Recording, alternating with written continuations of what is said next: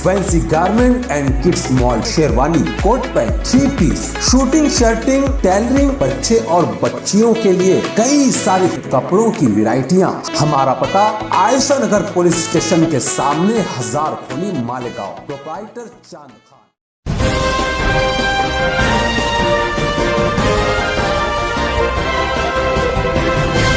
मानव समाचार, मानवता के हक में। मानव समाचार में आपका इस्तकबाल है। मैं हूं अब्दुर्रहमान। आइए देखते हैं आज की खास खबर। कुलसुम मस्जिद रमजानपुरा अशरफुल फुकहा चौक पर उस इलाके के आमदार मंत्री दादा भूसे के हाथों कई इलाकों की रोड की तामीर का इफ्तिताह अमल में आया, जहां इलाके के लोगों ने उनका वालेहाना इस्तकबाल किया। तकरीर में दादा भूसे ने सूबाई हुकूमत के जरिए मिलने वाले 100 करोड़ के खुसूसी पैकेज से दिन भर में कहां भूमि पूजन हुआ उसकी तफसीलात बयान की। वाज़ेह रहे कि कुलसुम मस्जिद से बाले सेठ कंपाउंड दयाना की इस रोड का भूमि पूजन इससे पहले भी कई मरतबा हो चुका है। पिछले 18 साल से इस इलाके पर बाहैसियत एमएलए के काबिज रहे दादा भूसे ने इस तरफ अब देखना शुरू किया है। इस तरह की शिकायत इलाके के लोग कर रहे हैं, जबकि इस तामीर होने वाले रोड के ताल्लुक से दादा भूसे का कहना है कि अब कम से कम 20 साल तक इस इलाके की आवाम को रोड की तकलीफ नहीं होगी और 2023 तक इस इलाके के साथ साथ पूरे शहर की काया पलट जाएगी। अपने मालेगांव शहर के विकास के लिए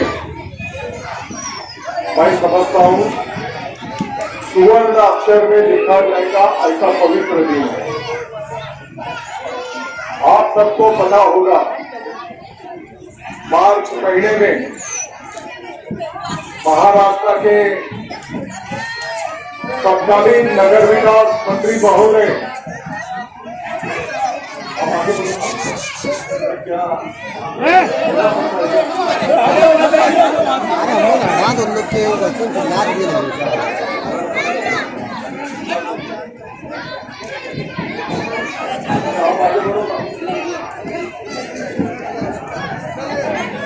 नगर विकास मंत्री महोदय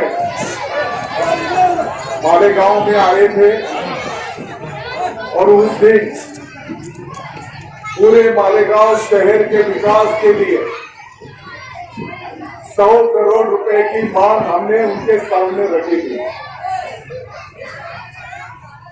तब के नगर विकास मंत्री महोदय एकनाथ जी शिंदे साहब ने वो 100 करोड़ देने का ऐलान किया था। उस ऐलान के मुताबिक आज पूरे मालेगांव शहर के विकास के लिए मैं समझता हूं भूमि पूजन का कार्यक्रम संपन्न होने जा रहा है। उसी कड़ी का एक सिलसिला अपने रमजानपुरा के लिए 1 करोड़ 63 लाख रुपए का कंक्रीट रास्ता, उसका भूमि पूजन अभी अपन संपन्न करने जा रहे हैं।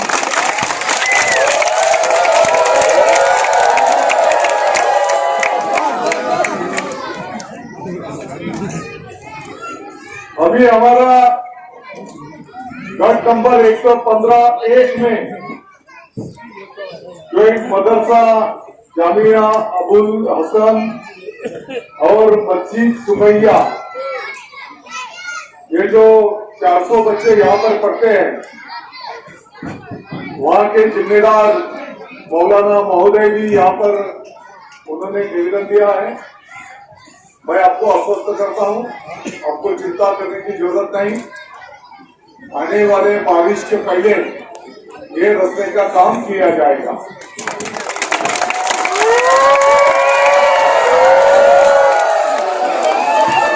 आज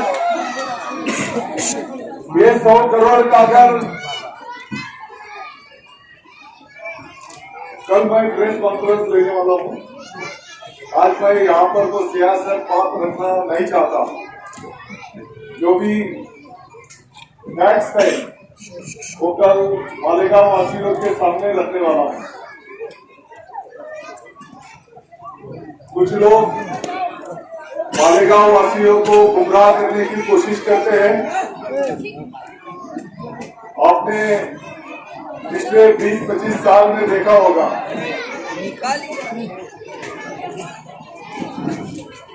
हम सब काम करने की कोशिश करते हैं। हमारा जो भी आखिरी तबका है, गरीब से गरीब जो है, जो झोपड़ी में रहने वाला है, भले हो कौन सी भी जात का हो, कौन से भी धर्म का हो, उसके लिए सुविधा होनी चाहिए, उसकी तरक्की होनी चाहिए। यही सिकवन छत्रपति शिवाजी महाराज और बाला साहेब ठाकरे जी ने हम सबको दी है और उसी मुताबिक हम काम करने की कोशिश करते हैं। आपने देखा होगा आज के 100 करोड़ के कार्यक्रम में, कल मैं प्रेस कॉन्फ्रेंस में उसकी यादी भी देने वाला हूं। 100 करोड़ के कार्यक्रम में अगर हम देखेंगे, जैसे मालेगांव में हम एंट्री करते हैं गिरना पुल से, नासिक की तरफ से, मनमाड़ की तरफ से, जो भी कोई आता है मालेगांव शहर में, तो गिरना पुल से एंट्री करता है, बराबर है। तो जूना जो हमारा आगरा रोड था, तो वो आगरा रोड और मौसम नदी के ऊपर जो हमारा ब्रिज है, वो ब्रिज बहुत पुराना हो गया। उसके अगर नदी में जाकर हम देखेंगे तो उसकी सरिया खुली हो गई, कभी भी कुछ भी हादसा हो सकता है। तो दोनों ब्रिज के साथ पूरा आगरा रोड बस स्टैंड तक जो फ्लाईओवर है, ऐतिहासिक फ्लाईओवर है अपना, तो वो फ्लाईओवर तक, तो वहां तक पूरा रोड कॉन्क्रीटी करने का भूमि पूजन अभी हम करके आए। मालेगांव का जो सांडवा ब्रिज है, उसको भी नया बनाने का है। अभी यहां आने से पहले जाने का जो छोटा ब्रिज है, बारिश आई, ज्यादा पानी आए तो रास्ता बंद हो जाता है, डूब जाता है। तो उसके आगे की साइड में एक नया ब्रिज का भूमि पूजन अभी हम करके आए हैं। तो और कल मालेगांव के आमदार महोदय के उपस्थिति में, जैसे आज ये पश्चिम विधानसभा के भूमि पूजन हो रहे हैं, अभी आगरा रोड के पश्चिम का थोड़ी है, मालेगांव पूरे शहर का है, सांडवा ब्रिज के मतदारसंघ का क्या, मौसम पुल जो बनेगा वो क्या मतदारसंघ में बनेगा, पूरे शहर के लिए बनेगा।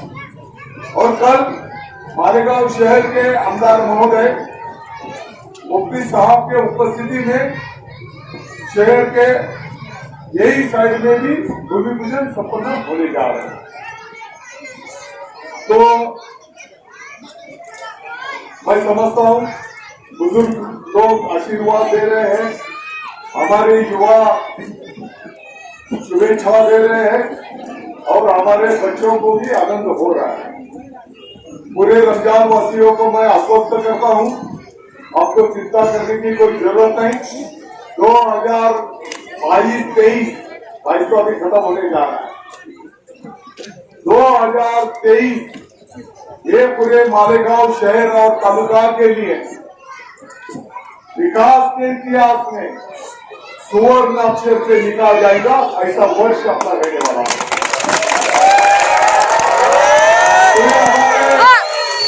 रमजान पूरा वासियों का जो भी गटार चाहिए, रस्ते चाहिए, हमारे माँ बहनों के लिए शौचालय की जरूरत है, हमारे कब्रिस्तान की भी जगह की जरूरत है, कहीं ओपन पे शादी हॉल बनाने की जरूरत है, आपको चिंता करने की जरूरत है। 2023 में कम से कम 50% काम रमजान पूरे के खत्म हो जाएंगे, ऐसा मैं आपको आश्वस्त करता हूँ।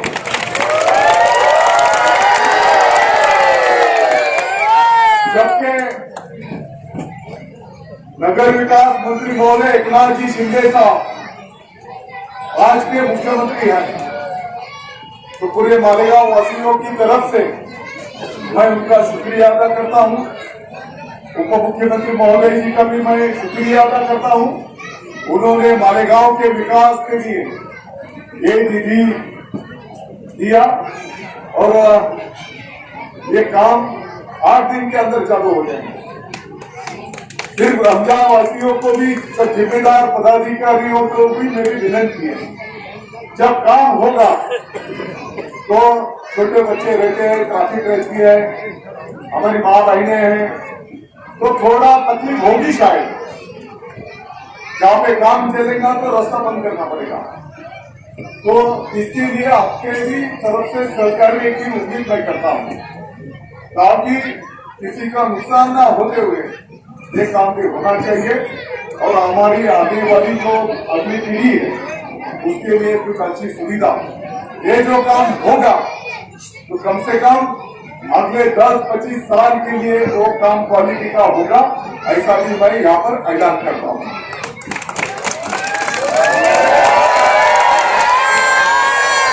आपने देखा होगा जब जो कॉलेज और पुलिस परेड का ग्राउंड है वहां पर जब जॉगिंग ट्रैक का काम होने जा रहा था तो कुछ लोगों ने मालेगांव में इतनी अफवाहें फैलाई थी, किसी के दिमाग में भी नहीं आ सकता है ऐसे उनके दिमाग में आया था।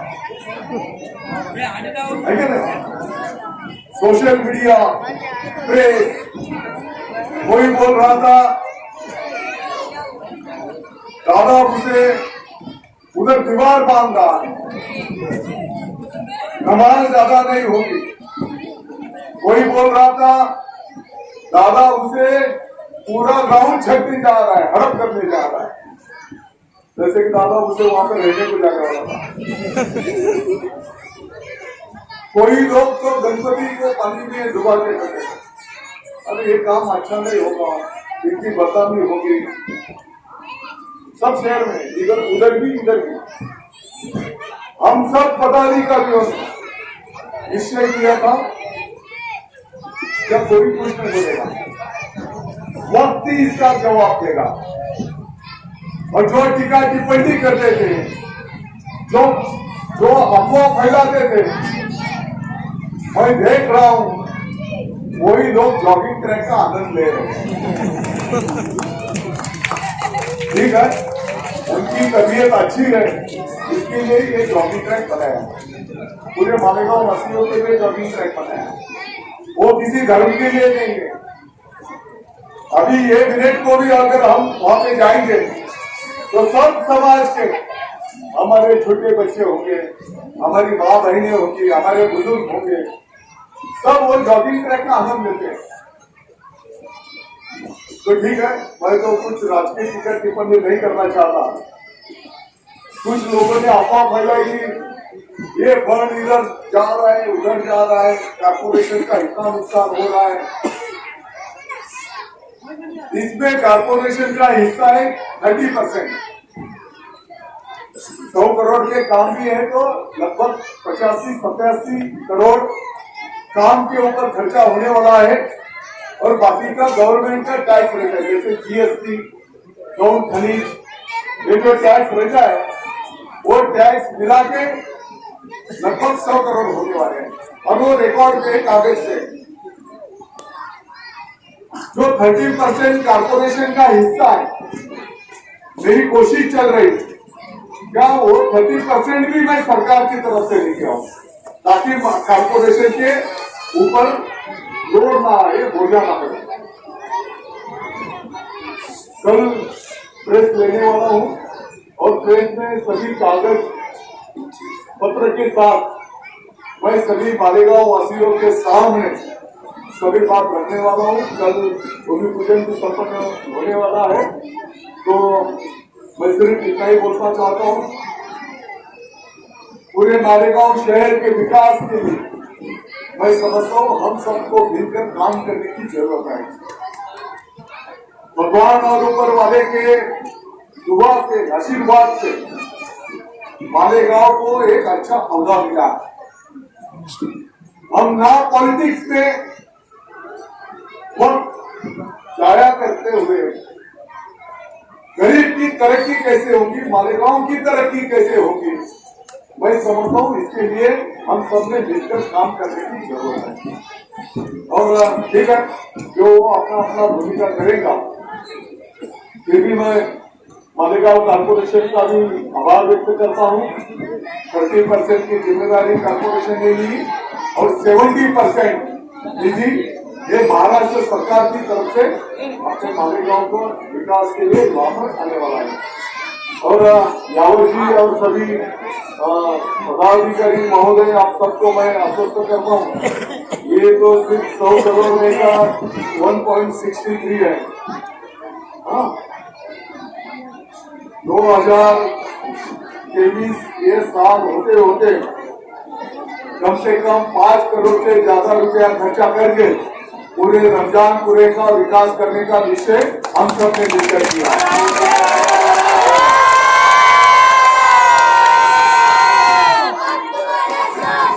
मैं आप सबको एक और आनंदित बात बोलता हूँ, ये जो कहीं छोटी गटर है, कहीं बड़ी गटर है, जब कपड़े धोने का, बर्तन का या नहाने का पानी हम गड्ढे में डालते हैं और वो गड्ढे का पानी फेंकने से झगड़े बहुत होते हैं, हमारे भाव बहनों के आपस में झगड़े होते हैं। तो ये पूरा शहर का एक निकासी सिस्टम होना चाहिए, अंडरग्राउंड ड्रेनेज सिस्टम। इसमें कॉर्पोरेशन का 33%, राज्य सरकार का 33% और केंद्र सरकार का 33%, तीनों मिला के 100%। अमृत योजना टप्पा 2, इसके माध्यम से पूरे मालेगांव शहर के लिए अतवार के साथ जो हमारा कॉर्पोरेशन का एरिया है साइना छोड़कर, क्योंकि साइनिक के लिए स्वतंत्र फंड आने वाले हैं, तो पूरे महापालिका के कॉर्पोरेशन के हद के लिए पीने का पानी और अंडरग्राउंड ड्रेनेज सिस्टम के लिए 500 करोड़ का प्रोग्राम मंजूर होने जा रहा है।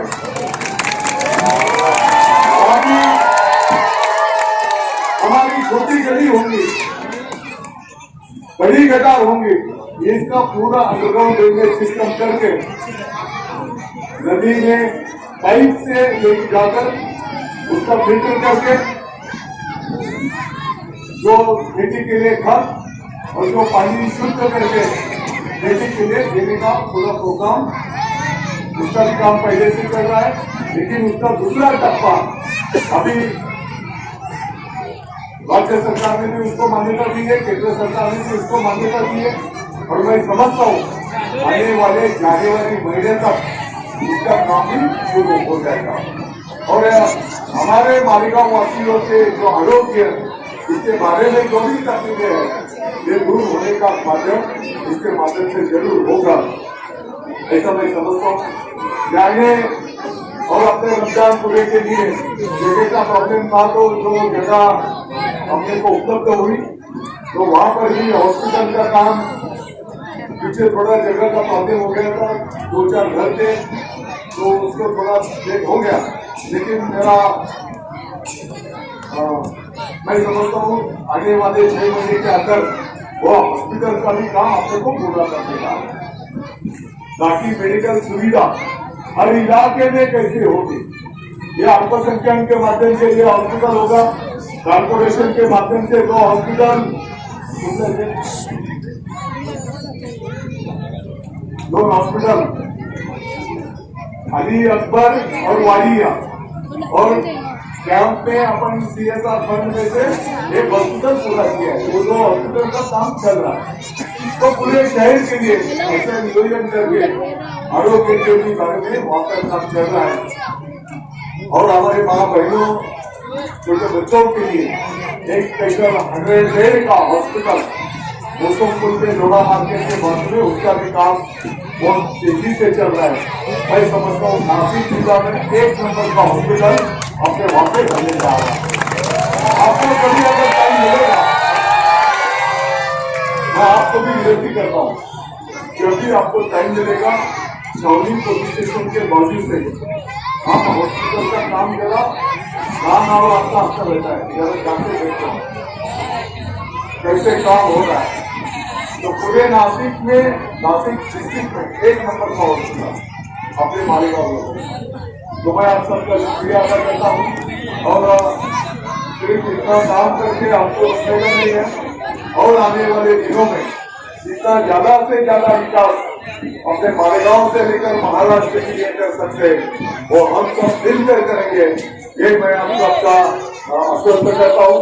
आप सबका मैं शुक्रिया अदा करता हूँ। आप सब इतने बड़े पैमाने पर इस प्रोग्राम को शुभेच्छा आशीर्वाद देने के लिए आप सब आए। आप सबका आभार। जय हिंद, जय महाराष्ट्र।